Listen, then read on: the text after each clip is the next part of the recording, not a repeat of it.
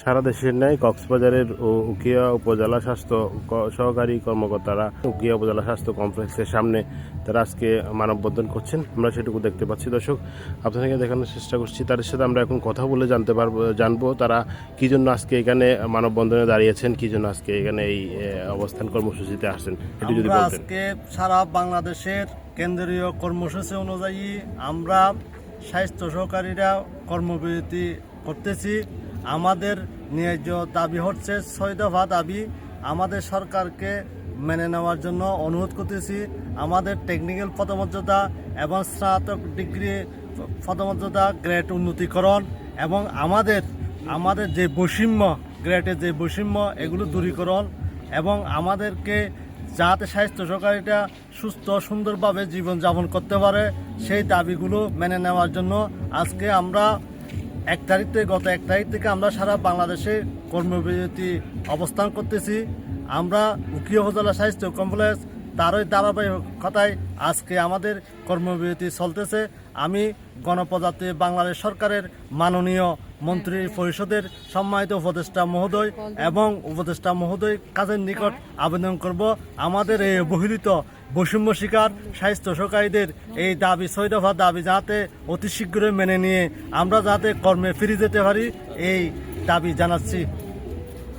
ধন্যবাদ। আমরা কথা বলছিলাম এখানকার যারা কর্মবিরতিতে আছেন একজনের সাথে। আরেকজন, আপনি একটু সংক্ষিপ্ত আকারে বলবেন আপনারা কি জন্য কয়দিন যাবত আপনারা কর্মবিরতিতে আছেন, একটু যদি বলতেন। আসসালামু আলাইকুম।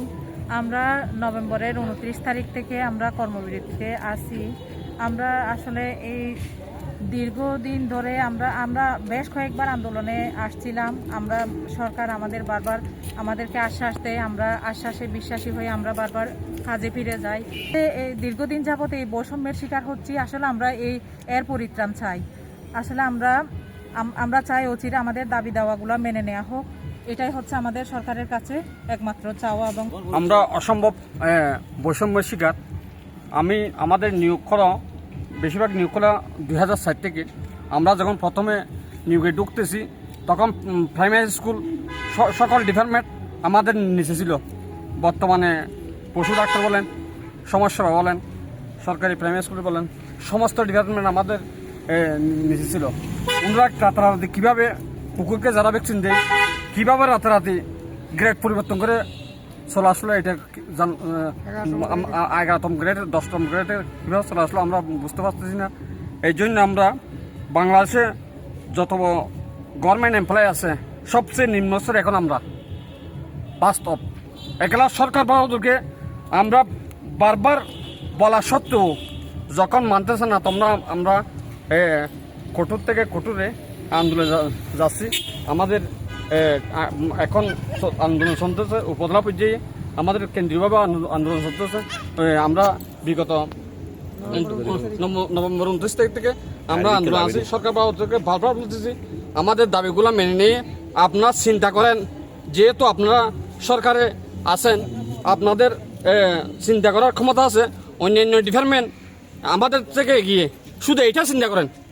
অন্যান্য ডিপার্টমেন্ট আমাদের থেকে এগিয়ে আমাদের স্কেলটা দেখেন, আগে কত ছিল ওনারা, এখন কত। এই জন্য আমরা সরকার বাবদকে আমাদের দাবিগুলো মেনে নিয়ে আমরা যেন কাজে ফিরে যেতে পারি, আমরা মানব সেবা করতে পারি, শিশু স্বাস্থ্য যেন নিশ্চিত করতে পারি।